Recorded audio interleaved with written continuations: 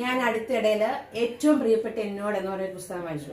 അപ്പൊ അതിന്റെ ചില പേജിൽ എനിക്ക് അങ്ങ് ഭയങ്കര വിഷമം തോന്നി. കാരണം ഞാൻ അങ്ങനത്തെ അനുഭവത്തിലൂടെ കടന്നു പോയിട്ടുണ്ട്. പക്ഷെ അതിന്റെ എൻഡ്, ആ പുസ്തകത്തിന്റെ എൻഡില് ഒരുപാട് പേര് അതിനെ കുറിച്ച് നല്ല നിരൂപണം വന്നുകൊണ്ടാണ് ഞാൻ ആ പുസ്തകം വായിച്ചത്. പക്ഷെ എന്റെ എൻഡ് എനിക്ക് അത്ര അങ്ങ് വലുതായിട്ട് തോന്നിയില്ല. പക്ഷെ കാരണം ഞാൻ അതിന് ഇങ്ങനത്തെ അനുഭവങ്ങൾ അത്ര കഠിനമായിട്ട് അനുഭവിക്കാത്തതുകൊണ്ട് എനിക്കതൊരു കഥ മാത്രമാണ്. പക്ഷെ എന്റെ തലച്ചോറ് എന്നോട് പറയുന്നില്ല നീ ഈ സാഹചര്യത്തിൽ ഇങ്ങനെ ആയിരിക്കില്ല.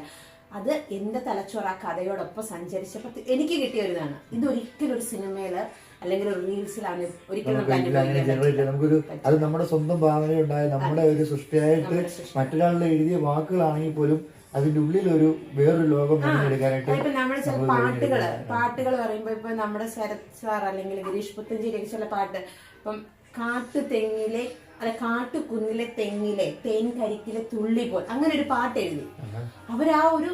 ആ ഒരു സമയത്ത് അവർ സഞ്ചരിച്ച ആ ഒരു ഈണത്തിനൊപ്പം അവർ എഴുതി പോണം. അവരുടെ ഉള്ളിൽ അത്രയും കഴിവുണ്ട്.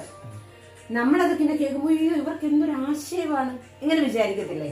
അതുപോലെ ശരത്തിന്റെ ഒരെണ്ണമുണ്ട്, ആകാശദീപം എന്നും ഉറങ്ങുമിടമായോ എന്ന് പറഞ്ഞ്. അത് ഭൂമിയുടെ അറ്റത്ത് നക്ഷത്രങ്ങൾ ഉദിക്കുന്നതിനെ, അതായത് നക്ഷത്രം വരുമ്പം ആ കാണുന്ന ഒരാൾ തോന്നുവാണ് അയ്യോ ഇത് താരാഗണം, അതായത് ഒരു കുഞ്ഞു പിറക്കുന്ന പോലെയാണ് ഒരു നക്ഷത്ര ആകാശത്ത് ഉദിക്കുന്നതെന്നാണ് നമുക്ക് മനസ്സിലാകുന്നത്.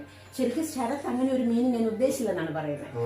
അപ്പൊ അതെന്തുകൊണ്ടാണ് എനിക്ക് ചിന്താശേഷി അങ്ങനെയാണ്.